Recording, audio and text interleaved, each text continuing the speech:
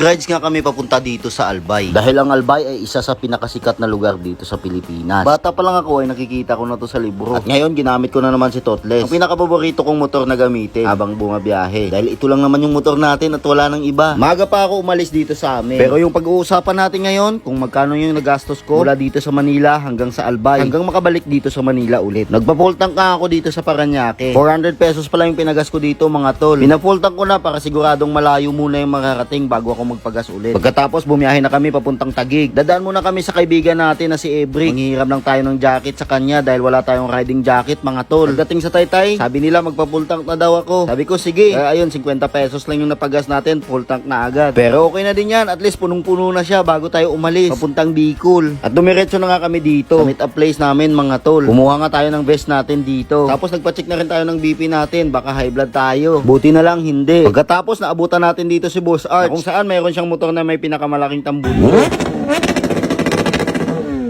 Kinagabihan, nag-pack up na kami at nagbihis na. Sinuot na namin tong mga vest dahil kailangan to sa biyahe. Baka maging visible tayo sa kalsada mga tol. Unang stop nga namin dito na sa Bitukang Manok. Naglugaw muna kami dito. 65 pesos nga yung lugaw pero hindi na tayo nagbayad dahil nilibre tayo. Full tank mula Taytay hanggang Calawag. 420 ulit yung napagas ko mga tol. Malakas na ba yan? Pero feeling ko malakas na sa gas yung motor natin. Dahil nga nakapanggilid na ako at 11 grams lang yung bola ko. Tapos 1,200 RPM pa yung center spring natin. Mag-uumaga na nga nung nakarating kami dito sa Del Gallego, sa Edlings Cafe dito sa Camarines Sur. At kailangan na naming bumiyahe ulit papuntang Albay. Alas 7 na nga ng umaga nung nakarating kami dito sa San Fernando, Camarines Sur. Dahil nagpagas na nga din sila, nagpagas na din ako dito at pinapultang ko ulit. 250 pala yung pinagas ko dito. Alas 8 na nga ng umaga nung nakarating kami dito sa Pulangi, Albay. Pero malayo pa yung tatakbuhin kaya diniretso na namin. Nakaka-enjoy naman yung kalsada dito. Pag nalagpasan mo na yung lubak-lubak sa Tagkawayan. Dito nga yung pinakadulo namin sa Cagsawa Ruins mga tol. Kitang-kita pa nga yung mga natira ng simbahan na sobrang gandang pagmasdan at ang daming turista na pumupunta dito mga tol. Kung dati nga ay sa libro ko lang nakikita, ngayon nakikita na ng dalawang mata ko sa personal. Dito ngayon nakikita natin na nagkalat yung malalaking bato na kung saan galing lahat yan sa bulkan mga tol. Ganyan pala kadelikado dati kung nandito ka sa baba nung sumabog yung bulkan dahil sa lalaking bato na bumagsak dito mga tol. Pagkatapos nga namin magpahinga dito sa Albay ay babalik na tayo pa Manila. At nagpagas muna kami dito at pinapultang ko na ulit mga tol. 350 pala yung pinagas ko dito.